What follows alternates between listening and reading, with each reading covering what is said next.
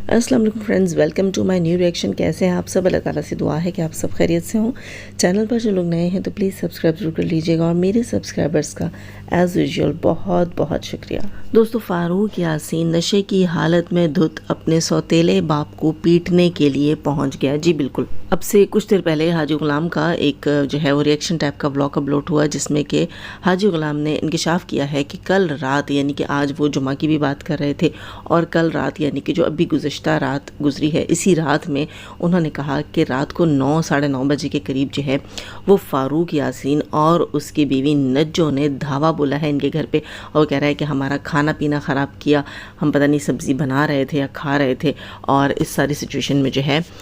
इसने फ़ारूक ने और नजमा ने हमारे घर पे धावा बोला, हमारे कमरे में घुसे और मुझे ज़दोकोब किया, मुझ पर तशद्दुद करने की कोशिश की, मुझे जान से मारने की कोशिश की। इस किस्म की हरकतें जो हैं उसने आकर की। अच्छा, हाजी गुलाम अंकल जो है वो सीधा गए सुबह सुबह कब्रिस्तान, और वहाँ खड़े होकर उन्होंने रिएक्शन दिया, लो जी यही काम बाकी रह गया था, अब ये लोग जो है वो अपने मरहूमीन को भी नहीं बख्शेंगे, अपनी जो है वो क्या कहते हैं, हाँ बिल्कुल, पुरखों को भी नहीं बख्शेंगे, और कब्रिस्तान में भी बैठकर रिएक्शन देंगे। एक यही जगह इनसे बच गई थी जिसमें इन्होंने रिएक्शन नहीं दिए थे, ये जगह भी अब इनसे, इनके शर से महफूज नहीं है। खैर, कब्रिस्तान में बैठकर अंकल जो है वो कस्में खाते रहे, बुढ़ा हाजी गुलाम साहब कस्में खाते रहे और कह रहे थे, मतलब कस्में खाते रहे, ये वो यकीन दिलाते रहे, वो कहते रहे कि ये आखिरी जगह है, यहीं जाना है, और मेरी बात का एतबार किया जाए, यकीन किया जाए। साथ ही उन्हें अपनी जान के लाले पड़ गए थे, जान का खौफ था, और उन्होंने कहा कि अगर मुझे जो है नुकसान पहुँचता है, किसी भी किस्म का नुकसान पहुँचता है, जानी नुकसान पहुँचता है, तो उसके ज़िम्मेदार जो हैं वो फ़ारूक और नज्जो हैं। और उन्होंने ये भी कहा कि फ़ारूक और नज्जो मिलकर आए थे, मेरे दरवाज़े पर आए, ये ज़बरदस्ती अंदर घुसे, फिर मुझे मारा पीटा, ज़दोकोब किया, मेरी बीवी ने, और पता नहीं किसका नाम ले रहे थे कि मेरे किराएदार भी थे, मेरा पूरा मोहल्ला इकट्ठा हो गया था, गुड्डू चुन्नू मुन्नू पप्पू सबके नाम लिए, बोले पता नहीं कौन कौन था, और वो सब जो है उन्होंने मिलकर मुझे एक कमरे में बंद कर दिया, और बाहर जो है फ़ारूक और उसकी बीवी गालियाँ देते रहे, और मैं भी खिड़की से उन्हें जो है वो जवाब देता रहा। अब ज़ाहिर सी बात, एक शख्स मुझे गालियाँ दे रहा है तो मैं तस्बीह तो नहीं पढ़ूंगा ना, मैं भी उसको ये इसी किस्म के जवाब दूंगा। तो साथ ये भी बताया इन्होंने कि अच्छा, मैं अपना भी इस पर पॉइंट ऑफ व्यू रखूँगी। साथ जो है ना, इन्होंने ये भी बताया कि मेरा जो है वो 1,65,000 रुपये का हिसाब निकलता है, और आमने सामने बैठकर हमने बात क्लियर कर ली थी कि 1,65,000 रुपये जो है फ़ारूक लोगों ने, नज्जो ने मुझे देने हैं, और मेरा वो पैसा नहीं दिया जा रहा, यानी कि अंकल जो है अपने पैसे की डिमांड कर रहे थे, जिसके ऊपर ये सब कुछ हुआ। उसके अलावा अंकल का कहना यह था कि इनके घर में मेरे दाने यानी गंदम पड़ी हुई है, जो कि ना ये बिकने दे रहे हैं, ना मुझे उसके पैसे दे रहे हैं, ना मुझसे ख़रीद रहे हैं, ना आगे बेच रहे हैं, और ये भी मेरा नुकसान कर रहे हैं। साथ ही अंकल ने कहा कि इनके घर पर मेरे TR गार्डर्स, और यानी कि घर की छत का सामान, और इसके अलावा बिस्तर, पेटियाँ और पता नहीं क्या क्या पड़ा है। तो मुझे एक चीज़ समझ नहीं है कि अंकल आपका तो अपना घर है, और आपके घर में तो बेतहाशा सामान भरा पड़ा है, यहाँ वहाँ पड़ा हुआ, उस पर कपड़े डले हुए, तो वो सब क्या है जब आप कह रहे हैं कि इनके घर पे भी है। नज्जो कहती है कि उसके घर में सलमा यासीन का सामान पड़ा है, जबकि हाजी गुलाम कहता है कि उसके घर, उसका सामान जो है वो नज्जो के घर में पड़ा हुआ है। तो नज्जो के घर को आप लोगों ने स्टोर रूम बनाया ही क्यों हुआ था? आप लोगों ने अपनी तमाम तर जिम्मेदारियाँ जो है वो नज्जो के ऊपर डाली हुई थी। यहाँ पर मैं ये नहीं कह रही कि फ़ारूक ने और नज्जो ने कोई अच्छा काम किया, लेकिन ये मैं ज़रूर कहूँगी कि आप लोगों ने अपनी तमाम तर जिम्मेदारियाँ, तमाम तर जो है अपना बोझ जो है वो नज्जो और फ़ारूक के ऊपर डाला हुआ था। किस खुशी में डाला हुआ था? आपकी फसलें वो देखें, आपकी ज़मीनें वो देखें, ठीक है, आपके बिस्तर वो संभालें, आपकी पेटियाँ संभालें, आपकी बहुओं के जहेज़ संभालें, आपका सामान संभालें, आपके घर की कीमती चीज़ें, TR गार्डर चोरी होने का डर है जी, वो संभालें, सब कुछ आपका संभालें, और at the end of the day आप उसके साथ ये सलूक करें कि आप कहें कि जी हमारे पाई पाई का हिसाब है, और ये है और वो है, और नशेड़ा है, बेवड़ा, ठीक है, हिसाब किताब अपनी जगह, लेकिन दीद लिहाज भी कोई चीज़ होनी चाहिए कि एक शख्स इतने सालों से आपके लिए इतना कुछ कर रहा है, आपकी चीज़ें संभाल रहा है, तो दीद लिहाज से और इज़्ज़त एहतराम से मामले को ख़त्म कर लेना ज़्यादा बेहतर नहीं होता? यहाँ पर बहुत से लोग जो हैं वो इस बात से इत्तेफाक भी करेंगे कि यार, जब कोई शख्स अपनी बहुत सारी मसरूफियात के अंदर से आपके लिए काम करता है, आपके काम आता है और आपके साथ वफ़ा करता है, तो मेरे ख्याल उसका ख्याल करना चाहिए। आसान नहीं होता कि आपकी फसलें देखना और फिर उठाना, आपकी चीज़ बाज़ार में बेचना करना। आप इन तमाम मुद्दों और मामलों को बेहतर तरीके से 4 लोग बिठाकर हल कर सकते थे, किसी बेहतर एंड पे ख़त्म कर सकते थे। ज़रूरी तो नहीं है कि जो आपने सोच लिया वही होना था, लेकिन यहाँ पर फ़ारूक और नजमा की भी गलती है। एक चीज़ तो मुझे समझ आती है कि चलो फ़ारूक जो है वो बेवड़ा है, ये इनका जो है हम सबको पता है, फ़ारूक भी बेवड़ा है, अनवर बेवड़ा है, DD बेवड़ा है, और मेरा ख्याल है कुछ इनका बाप भी, दिलबर का बाप भी शायद बेवड़ा है लगता है, और बहुत सारे लोग और भी होंगे यार, ठीक है। ابھی اسکرین پہ اگر ہم نے سب نہیں دیکھے لیکن بہت سے لوگ ہوں گے، جب اتنے سارے لوگ ہیں تو پھر بہت سارے لوگ ہوں گے ان کے گھر کے، ان کے خاندان کے بیوڑے. اب یہ ایک بات سوچنے کی ہے کہ ایک شخص تو چلو بیوڑا ہے، نشے میں ہے، ٹھیک ہے، سب سے پہلی بات تو یہ بنتی ہے کہ ایک بیوڑے کو آپ نے اپنی بیٹی کیسے دے رکھی ہے. دوسری چیز آپ یہ سوچیں کہ آپ کی بیٹی نے اس بیوڑے کے ساتھ زندگی کیسے گزاری ہوگی، یہ بھی سوچنے کی بات ہے نا. اگر آپ کی بیٹی نے بھاگ کر شادی کی ہوتی تو پھر تو بنتا تھا کہ چلو آپ کہیں گے آپ کی بیٹی کی اپنی غلطی ہے. اب ایک بیوڑے کو بیٹی دینا اور پھر اس بیٹی نے سر جھکا کر اس بیوڑے کے ساتھ زندگی گزار لینا، 7-8 بچے پیدا کر لینا، اس کے باوجود آپ لوگوں نے جا کر اس کا جینا حرام کرنا، تو آپ لوگوں کی غلطی ہے، ٹھیک ہے، بیوڑے کو آپ نے دی. دوسری چیز یہ تھی کہ ایک نشیڑے سے ایک بیوڑے سے اسی قسم کی توقعات کی جا سکتی ہیں، ٹھیک ہے. لیکن تیسری چیز یہاں پر یہ بھی ہے کہ آپ کی تو پھر بچت ہو گئی، آپ تو اچھے خاصے چلتے پھرتے، چاہے وہ قبرستان میں گئے اور جا کر ریئیکشن دے ڈالا. فاروق کی ماں، ہاں جی بالکل، فاروق کی ماں کو جب آپ کے بیٹے اصغر نے سعودیہ میں مارا پیٹا تھا، ان پر تشدد کیا تھا، تب جو ہے وہ آپ کی بیوی کی کیا حالت تھی آپ نے بتایا نہیں. تب جب آپ اس کو مارتے پیٹتے تھے تب اس کی کیا حالت تھی آپ نے بتایا نہیں، ٹھیک ہے. مختلف گواہان ہیں ان چیزوں کے نا. جب آپ کے پاس، جب آپ دونوں ابھی سعودیہ میں ہی تھے، آپ کے ابھی جو ہے وہ ٹیکس وہاں کے اور یہ چیزیں کلیئر نہیں ہوئی تھیں، اس وقت اس کو اصغر نے مارا تھا. جب جو ہے یہ نیا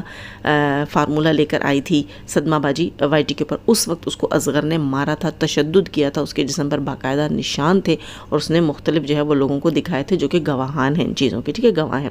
اس کے بعد حاجی غلام، جب تم اپنی بیوی کو اپنے پاس تم نے بلایا تھا اور تم سعودیہ چلے گئے تھے، اس کے بعد آنٹی کو تم نے بلایا تھا، تو وہاں پر کیا ہوا تھا، بلکہ ساتھ لے کر گئے تھے نا میرے خیال ہے، ہاں پاکستان آنے کے بعد جب ساتھ لے کر گئے تھے، وہاں پر کیا ہوا تھا، جو آنٹی چلنے پھرنے سے بالکل رہ گئی تھی، کچھ عرصہ تو چل پھر ہی نہیں سکتی تھی،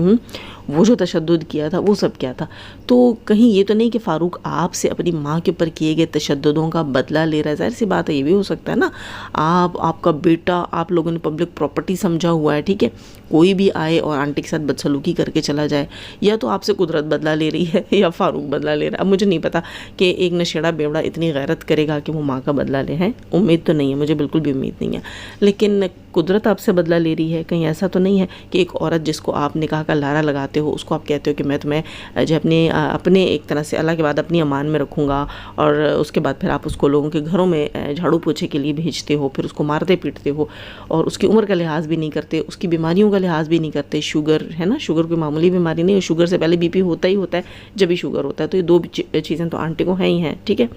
تو اس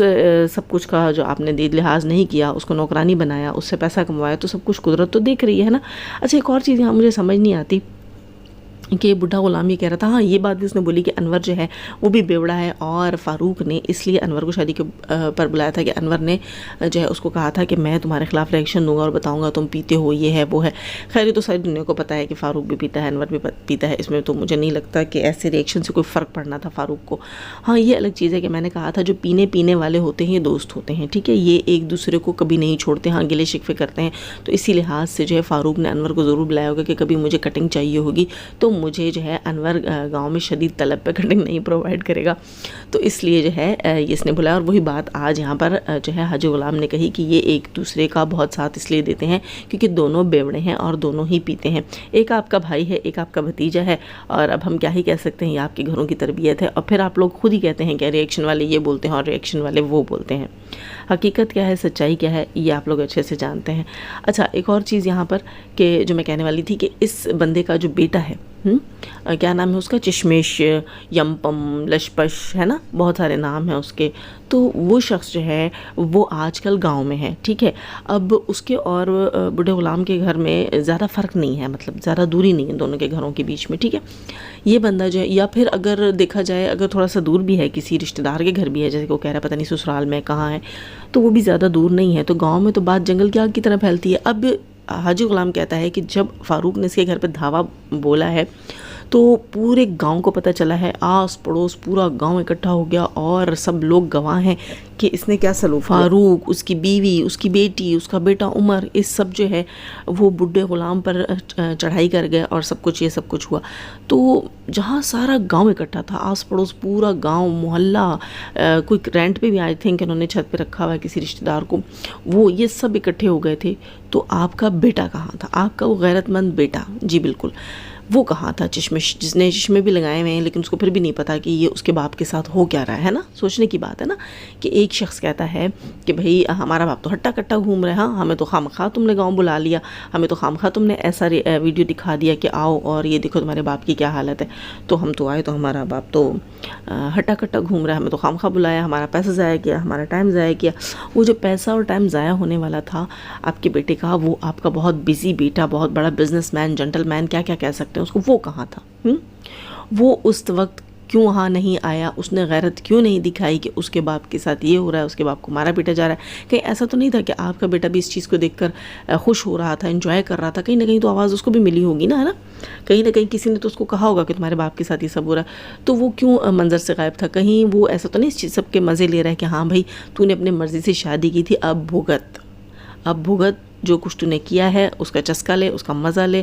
اور وہ تجھ سے اپنے ریونج لیں اور تو ان کے ہاتھ کا کھلونا بن. کہیں ایسا تو نہیں کہ تمہارا بیٹا بھی اپنا دل جو ہے وہ ٹھنڈا کر رہا ہے؟ سوچنے کی بات ہے نا, ہاں, کہ بیٹا بھی اسی گاؤں میں موجود ہے اور باپ کہتا ہے کہ پورا گاؤں اکٹھا ہو گیا, مجھے زد و کوب کیا گیا, مجھ پہ تشدد کیا گیا, اور بیٹا ندارت, بیٹا غائب, بیٹا آیا ہی نہیں, نہ بیٹے کا اب تک کوئی بلاگ ریئیکشن آیا کہ ابا کے ساتھ یہ ہوا اور دیکھو میں نے فاروق کے ساتھ یہ کر دیا اور وہ کر دیا, ہے نا. غیرت کا تقاضا تو یہی تھا, اگر کی بات سچ بھی ہے تو غیرت کا تقاضا بھی ہے اور سچائی بھی ہے, کہیں نہ کہیں بیٹا بھی بات کرتا. دوسری چیز یہاں یہ بھی ہے کہ نین اجما جو ہے وہ کس قسم کا گیم کھیل رہی ہے, یہ چیز مجھے سمجھ نہیں. نین اجما نے آج سے 4 دن پہلے ولاگ ڈالا تھا کہ میرا ابا جو ہے وہ بری حالت میں ہے, آخری ٹائم چل رہا ہے, زندگی کا کچھ پتہ نہیں ہے, اتنی شدید حالت ہے, اور اپنے باپ کی پوری حالت دکھا دیجیے, کیا کچھ ہو رہا تھا اس روم میں, اس وقت کون کون موجود تھا, باپ کس تکلیف سے گزر رہا تھا, کون سی اذیتیں تھیں, کون سی جو ہے وہاں پر فریادیں تھیں, وہ سب کچھ وہ دکھا رہی تھی. اور اس کے بعد کیا ہوا, بھائی نے آ کر کہا کہ یہ کیوں دکھایا گیا, کیوں تماشا کریٹ کیا گیا, ابا تو ہٹے کٹے ہیں. ٹھیک ہے, ابا ہٹے کٹے ہیں, اس نے جو ہے وہ ابا کی جو ہے وہ آخری ٹائم بھی ان کو یاد دلا دیا تھا کہ آ جاؤ ابا کا آخری ٹائم چل رہا ہے. اب وہی نجمہ جو سب کو بلا رہی تھی کہ زندگی کا کچھ پتہ نہیں ہے, 5 دن پہلے ولاگ بنا رہی تھی, ریئیکشن بنا رہی تھی